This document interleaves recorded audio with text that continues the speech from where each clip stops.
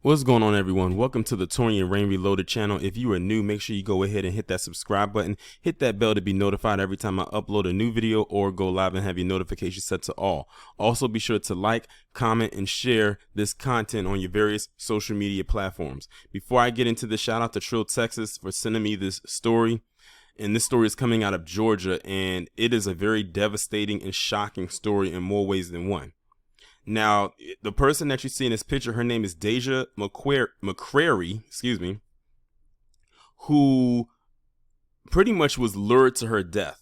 So basically what happened is this guy, I'm guessing this is the guy that she was involved with, had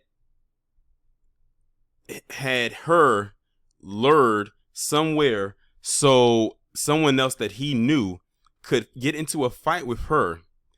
And then that way he could ambush and have her killed. It was almost like the equivalent of having a hitman hired in order to take out the person that you're with, or a person that he was once with.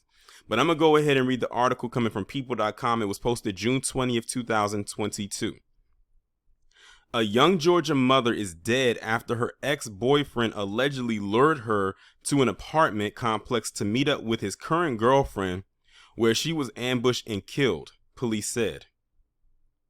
On May 25th, De'ja McCrary was killed when she drove to Camelot condominiums in South Fulton, allegedly at the request of her ex-boyfriend Colvin Lindsay, said police. 11 Alive reports. Now, it makes you wonder, and I hope I'm not jumping ahead of myself, what did he say to her to make her go over there after all this was her ex?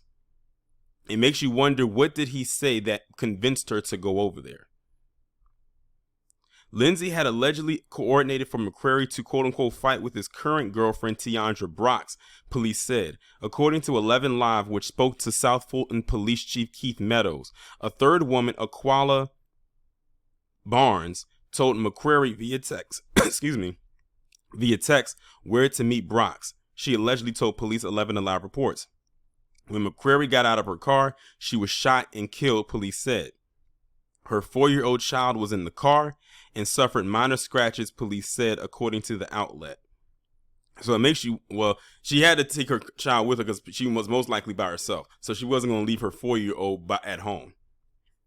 And because she was called over there by the ex, I wonder if the child is the ex's daughter.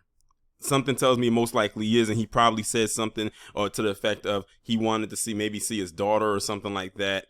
And she probably just took her over there with the intent of seeing the child. Of course, that wasn't the case. It goes back to the question of what did he say to her to get her to drive over there. Lindsay was arrested on May 30th and charged with murder, aggravated assault with a deadly weapon, possession of a firearm during the commission of a felony, and being associated with a street gang while participating in a crime, online jail records show. Brox was arrested on June 1st and charged with murder, aggravated assault with a deadly weapon, and being associated with a street gang while participating in a crime, online jail records show.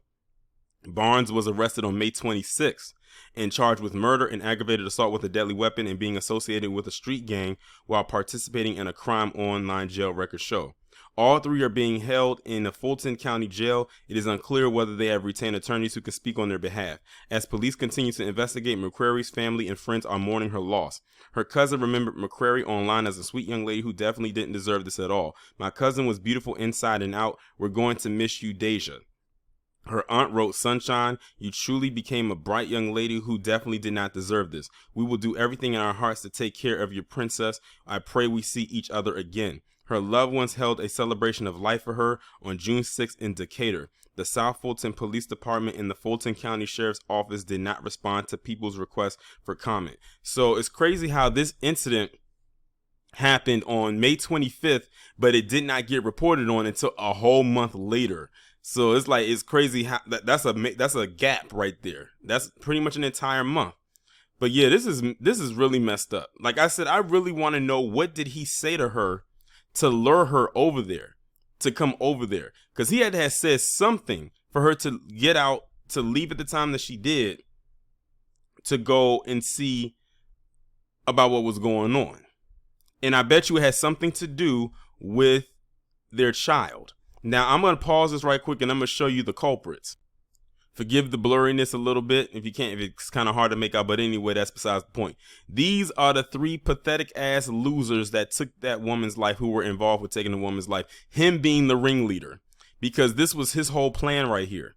He lured his ex-girlfriend, who is most likely the mother of his child, because I'm assuming that the child is his, with her.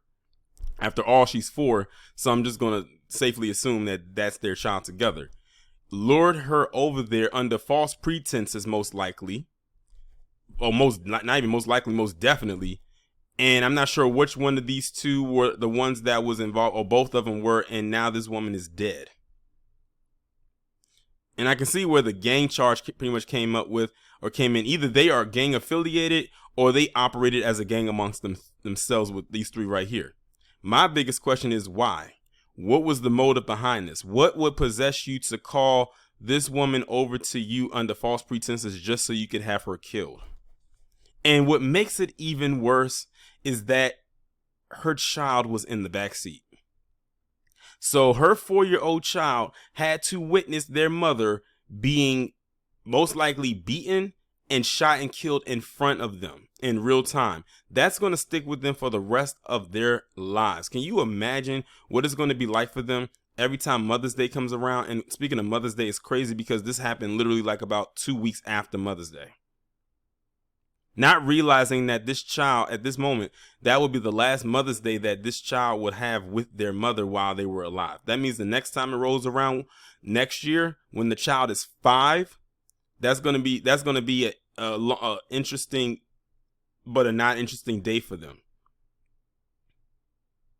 But even though I'm assuming that this guy is the father of the child, it doesn't list him as the father down here, but I'm only assuming that it is because the child is 4 years of age.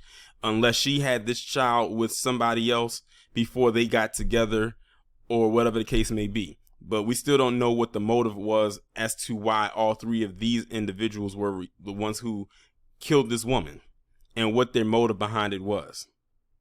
All we know is that 1, 2, 3 are all pieces of shit. At least we all know they have that in common, and that they're cold-blooded murderers.